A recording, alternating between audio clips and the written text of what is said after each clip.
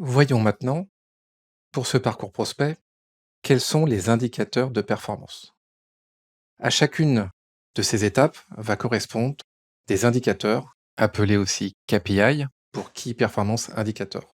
Nous allons distinguer les KPI de reach, les KPI de trafic, de conversion, les KPI business et les KPI de fidélisation. Commençons par les KPI de reach. Il s'agit ici de mesurer si ma campagne a atteint mon audience, si mes messages ont atteint ma cible.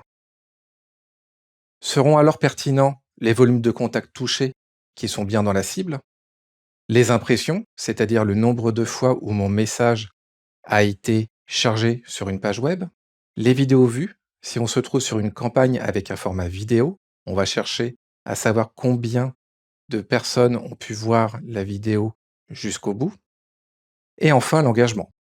Lorsque l'on soumet le message au prospect, est-ce que les personnes s'engagent, interagissent avec ces formats?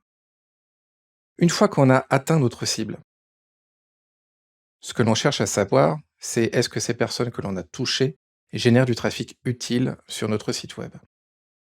Comme indicateur, nous pouvons avoir le CTR pour Click-Through Rate, ou en français taux de clic, le volume de clics que j'ai récolté, ou alors aussi le volume de visites qui arrivent sur ma page web, le taux de rebond, qui est un indicateur plutôt qualitatif. Donc le taux de rebond, c'est le nombre de personnes qui arrivent sur ma page, mais qui la quittent sans aucune interaction. Donc plus cet indicateur est haut et moins c'est bon.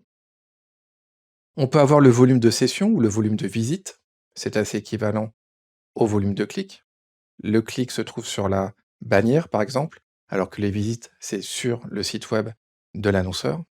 Et enfin, un autre indicateur qui peut être utile pour apprécier les campagnes avec un objectif de trafic, ça va être la durée de la session. Est-ce que le trafic que l'on amène sur le site web passe du temps sur ce site web?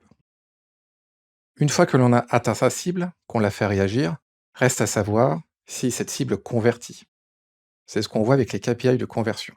Nous allons déjà distinguer les KPI liés à la génération de leads. Un lead étant un formulaire rempli sur Internet, par exemple une demande de brochure, une demande de contact, et ces contacts pourront ensuite être utiles afin de solliciter le prospect. Comme indicateur, nous pouvons trouver le taux de conversion, combien de personnes touchées convertissent, remplissent le formulaire, quel est ce volume de conversion, et enfin le coût par lead, ou CPL, combien cela m'a coûté d'obtenir un lead. Une fois les leads obtenus, ceux-là vont se transformer en clients. Pour la transformation client, les indicateurs pourront être le volume d'appels ou d'emails envoyés par les commerciaux afin de prendre contact avec ces leads, le volume de propositions qu'il en résulte ou d'opportunités commerciales, ensuite le taux de transformation sur tous ces leads générés, combien vont se transformer en clients, puis globalement quel est le volume de nouveaux clients obtenus grâce à cette opération, et enfin le coût d'acquisition client ou appelé CAC. Combien cela m'a coûté d'obtenir un client grâce à cette opération. Enfin, on peut voir les KPI business, tout simplement le chiffre d'affaires, combien l'opération a généré de revenus, le retour sur investissement, sur le budget investi, combien de chiffre d'affaires je génère, ou autrement dit, pour 1 € investi, quel est le chiffre d'affaires généré. Une fois les KPI de vente vus, vient le temps de la fidélisation. L'annonceur peut alors poser ses indicateurs pour mesurer la fidélité de ses clients. Par exemple, le taux de rétention client. Combien de clients restent fidèles à la marque sur une année? Le taux de satisfaction client à travers différentes études qui sont menées auprès de ceux-ci. Le taux d'usage de ma plateforme SaaS, si tant est que je commercialise une plateforme SaaS.